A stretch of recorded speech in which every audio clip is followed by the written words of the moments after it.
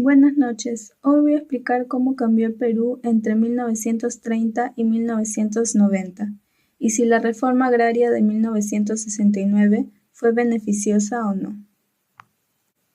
Mi postura es directa. La reforma agraria en el aspecto económico fue un fracaso total, pero en lo político y lo social fue un cambio necesario y justo. No fue del todo bueno ni del todo mala. Tuvo dos caras. Pagamos un costo económico muy alto para resolver una injusticia social que ya no podía esperar más.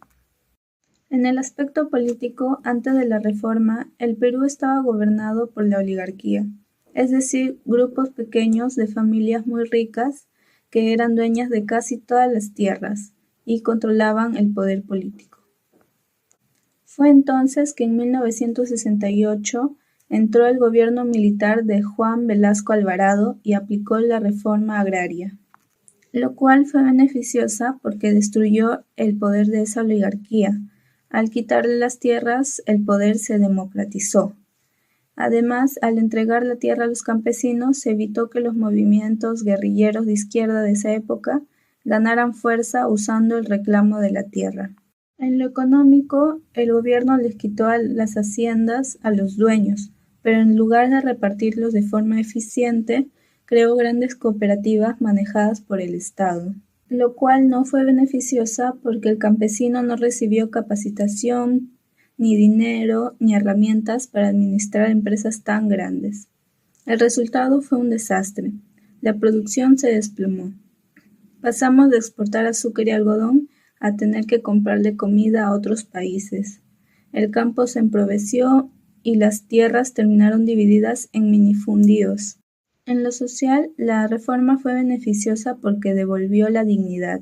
Se eliminó el pongaje, que era una forma de esclavitud moderna, donde el campesino trabajaba gratis para el hacendado.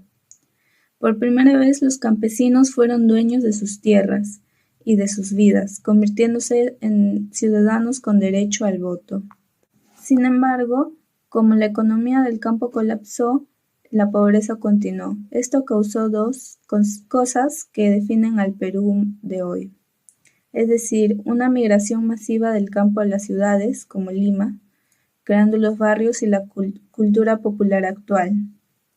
Un ambiente de frustración que aprovecharon los grupos terroristas, es decir, Sendero Luminoso y el MRTA, en los años 80 para iniciar una época de violencia extrema, ante la cual el Estado respondió tarde y con mucha fuerza militar.